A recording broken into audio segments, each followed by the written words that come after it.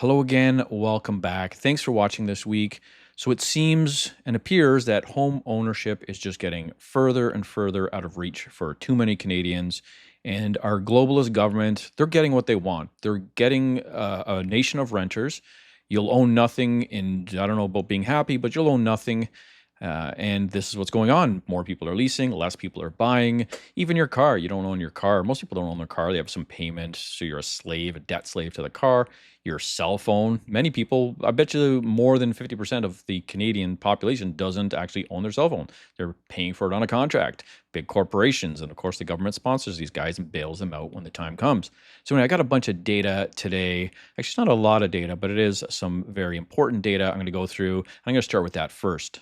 All right, starting with the bank sales, and this was from the last week in August there. Here they are up again, 780 active bank sales on the Toronto Real Estate Board. Now, these are not just all sold this year. These are just the active ones that are currently on MLS. And if you look back to last August, it was 400. And if you look back to August 2023, it was 110. So that's an over 600% increase in 2 years in the number of bank sales. And look at the trend. It's going up. Again, you watch this show, you know this is bound to happen. This is what's going on with the market. More bank sales, more foreclosures, whatever you want to call them, they're trending up. Next, we have the mortgage arrears. So they just released the mortgage arrears numbers for June. And the blue line there at the bottom is it dropped back down. It was at 0.23%. And this is why I gave that home buying recipe another check box. It dipped down there for a couple months. And of course, it's back up. And this is June. And we're hearing a lot in the news and a lot in the media and the reports coming out about increased mortgage arrears and bank sales. And so you're going to see when the July and August data comes in, that's just going to keep going up. Look at the data I just showed you, right? It's showing what's happening. We're going to see this continually to increase for, I don't know, a year or so at this point based on the historic trends. Now, here we are, the nation of renters here. So this is the TREB, the Toronto Real Estate Board. This is all areas. This is all down to my area, Niagara, London, Ontario, all sorts of places, Kingston, Ottawa is included in this, and of course the GTA. So all areas, leases and sales. Now, every year but 2025 is a complete year. 2025 is the first 8 months so far. And look at what's happened. There is now more leases cumulatively for the first 8 months of 2025 than there are sales. This is the first time in history. Look at the spread when you go back to 2015. 2015, there was 200,000 or so sales in that whole year for the same area locations. And there was 53,000. So it was like 4-to-1 ratio. Now we're 1-to-1. There's actually more leasing going on. And by the end of this year, you're going to see there's going to be more leases than sales. And this is the first time in history this has happened, which is scary for anyone out there wanting to fulfill that Canadian dream of owning a house. It's just getting harder and harder. And the government is complicit in this. They want this. They want you relying on them. They want to build all these rentals. And they are building or subsidize the building of massive amounts of rentals right now, which hopefully means rental rates will continue to come down, but that remains to be seen. Next, I want to look at just the sales data. And again, we're setting a new precedent this year. This is the first year. Now, this is all the first 8 months. So even 2015, 2016, this is only the first 8 months in all this data, unlike the last chart where it was just 2015 was the first 8 months. This is every year, only 8 months of the year. And you can see in 2021, in the first 8 months, they had 190,000 sales on the Toronto Real Estate Board. Now we're at 96,905. Still a few to be reported. It is the beginning of September. So this is just up until the end of August, and they're still being reported. But that number is going to go up maybe a couple of hundred or something. So it's going to be below 100,000. So first time in at least 10 years that it's been below 100,000. It's about 49% of the peak of 2021. And if you look at the average of all these numbers, the 10-year average is 134,000 is the average. So we're 28% below the average. Real estate boards and even CREA stats, they'll come out and say, oh, July was a great month, sales picked up. But if you look at cumulatively for the whole year, sales are down. And it's abysmal. It's significant. They're down a lot. And prices are going down, right? But people aren't buying. They're scared. They don't have the money. And they're scared for their jobs. So this is, again, market sentiment. And my last chart is the average close price. Now, people tell me all the time, like freehold, detached, like, no, that's not, nothing's going to happen to them. It's great. It's invincible. And especially in the GTA, right? So here we have GTA freehold only. So this is detached, semi-detached, even freehold towns, but only freehold. Look at where we came in for August right now. 1,235,000 for the average house in the GTA, or average freehold in the GTA, which again is way too high. It should be a lot lower. It's like, how can anyone afford $1.2 million for the average house in the GTA in like Brampton or wherever, right? Like, this is crazy. But look at the data here. There is not 1 month back, and you have to go to 2020, but in 2021, 2022, 23, 24, and 25, not 1 month that's as low as this. So we are setting like a multi-year low for any month, not just, we're not talking August here. We're talking, look at the January's. January's at 1.276 million for 2025, 2024, 1.263, 1.285, 1.634 at the peak there in 2022, or near the peak, and 1.277 in 2021. So we are like lower than every January, even the Decembers. Look at the Decembers at the bottom there. We're lower than every one except for 2020. So we are headed for 2020 prices very quickly. And yeah, this is really speaks a lot, this data right here. It just shows which way the market's going.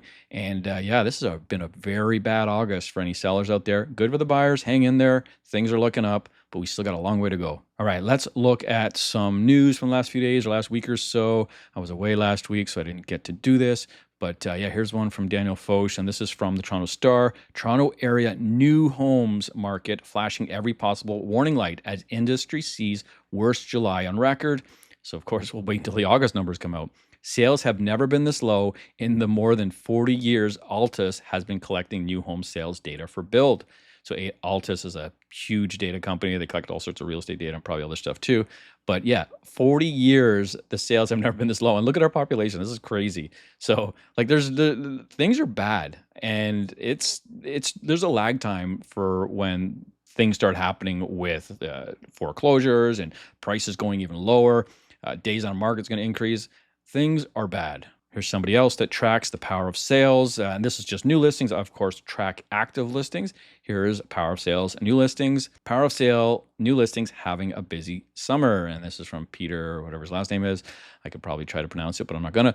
But yeah, look, all-time high, or not all-time high for this chart. And yeah, of course, this is expected, right? We know the trends. We know this is going to happen. It's just a matter of time. We have up months and down months. But yeah, last 6 months of the year is when you really see them shoot up. This is from Ben Rabideau, and it's the Star. Again, this is an article someone wrote, or whatever, an opinion piece. But I think it's funny because it is. Hey, when people were buying houses and make all this money, they were putting videos out. Oh man, look at my Lamborghini and all this stuff. So anyway, this is a quote from this article, and a few people have noticed this and posted it. But yeah, well, whatever. It goes both ways, right? This street. So people got rich by just doing nothing, and now they are getting a bit less rich. And perhaps that's how it should be in the world. Yeah, of course it is. They shouldn't have made so much money on real estate and speculation, and the government again incentivized this. In Toronto, cheering when homeowners sell at a loss has now become a spectator sport. Is that a bad thing? It's true, right? It's like all you see all on X or Twitter or whatever, like people posting stuff. Look at this loss, 500, 400,000. These people bought at the peak. It has, because they should have never made that much money. And a lot of people made a lot of money and they didn't actually lose it. So yeah, there's a lot of people going to get caught with their pants down, and then that's part of the game. On a more serious note here, and I'd like to know your thoughts in the comments, because I'm a big one about security and protection and all this stuff. Like, I'm very up on all that stuff. I'm like a kind of a minor prepper here, nothing too insane. But regardless, did you ever hear of home invasions growing up? I didn't. There was no home invasions when I grew up. Maybe the media didn't report them, but it wasn't a thing. In your youth, it wasn't a thing. Now it's becoming common. That should worry us all, especially our elected leaders, but some don't care. And again, it's a they politicize everything, like, oh, the Canada's safe, right? No, there's home invasions everywhere. Like, some father of a 4-year-old just got shot to death in front of his kids because he tried to, or he wouldn't do what they said when they broke in. He wouldn't comply with the home invaders. But it's getting serious out there. These guys have illegal guns, and yeah, they'll break in your home and trash it and pistol whip you and shoot you and whatever the case may be. But it is getting dangerous. And of course, then we get into the debate about the castle laws. I agree with the castle laws. I say, sure, anyone breaks in, you should be able to do whatever you need to do to protect yourself and get them out of your house.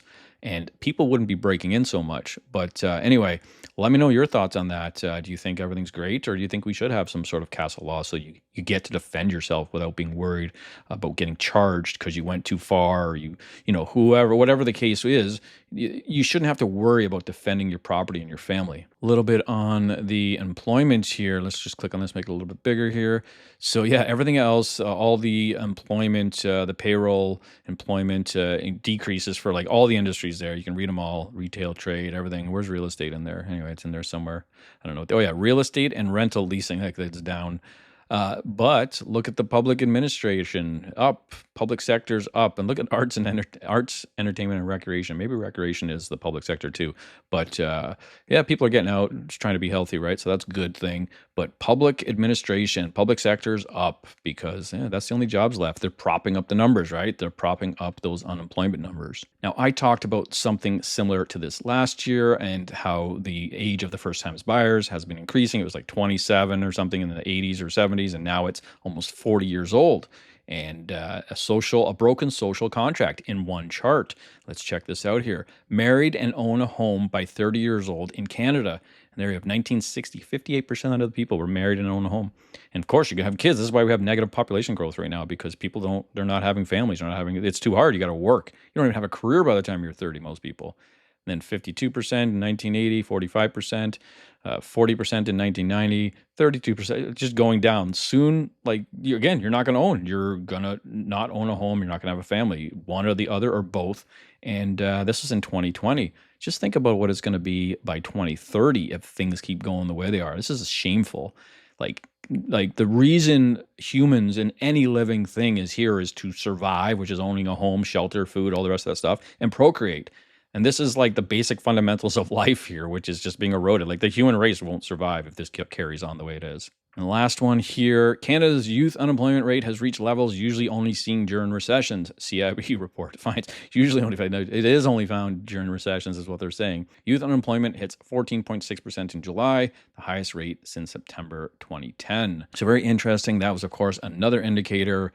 Again, where we're headed. There's nobody. I think I'd love for someone to argue with me to say, "Well, we're not headed, this way. You're wrong." Like nobody's even saying that anymore. It's just a matter of how bad will it get. So yeah, there's a lot of stuff going on right now in Canada, and not just Canada. It's in the world and all these like Western nations. But let me know what you think. Like, do you think that it will get better at some point? I hope it does. But anyway, let me know what you think. And until next week, I'll see you then.